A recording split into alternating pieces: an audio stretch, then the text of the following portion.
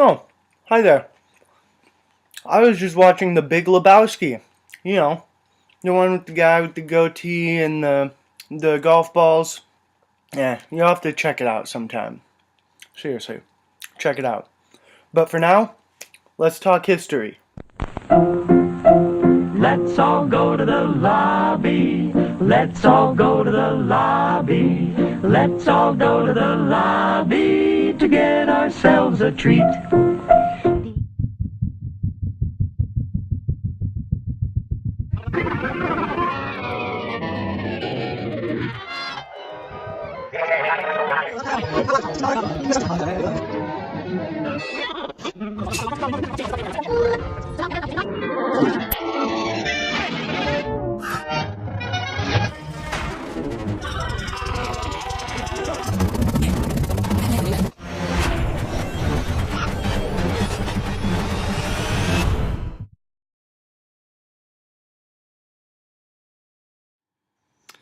Well, the exact origins of video are somewhat of a topic of debate amongst nerds like myself. I like to believe that it all started with this little gem here.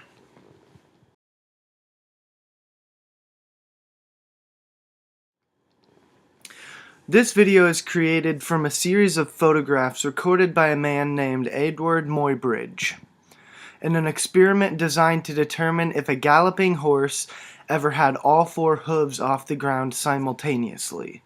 This inspired Muybridge and others to play with the creation of moving images.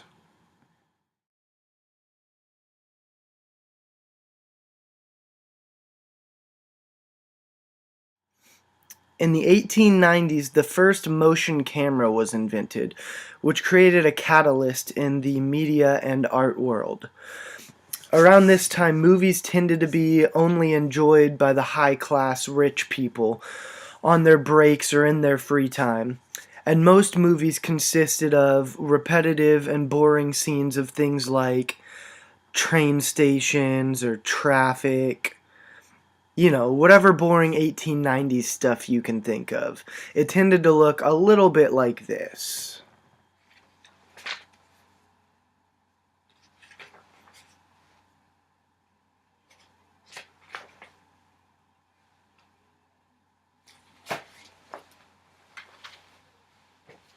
Lucky for us, in the early 1900s up into the 20s, comedic actor Charlie Chaplin mastered the art of silent film acting in lovely gems like this.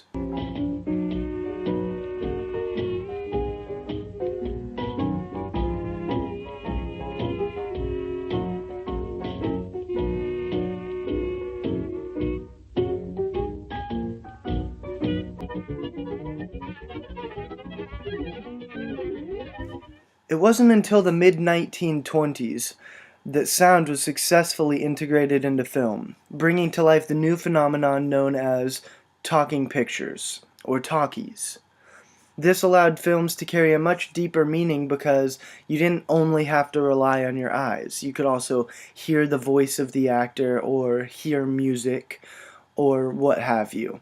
This allowed film to reach a new high point and possibly the highest point possible for film ever, with such gems as early Godzilla movies, The Blob, and various UFO movies with little UFOs on strings. Things like this. Run! Iskajira!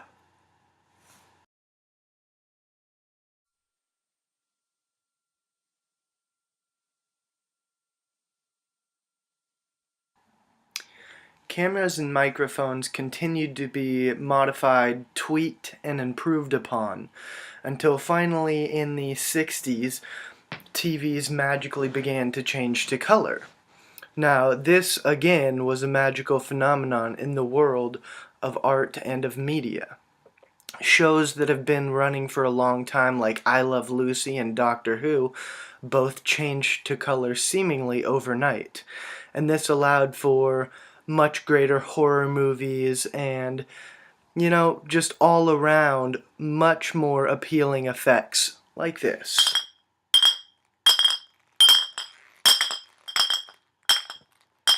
Warriors, come out to play.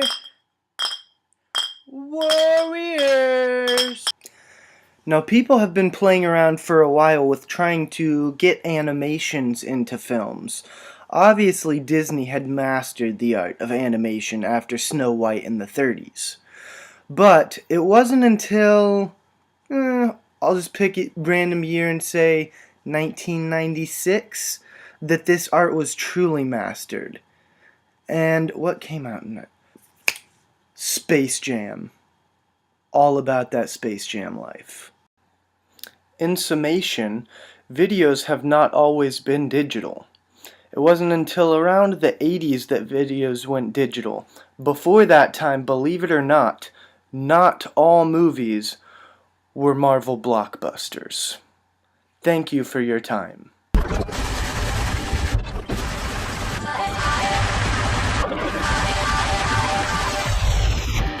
sorry. I didn't know how this machine worked.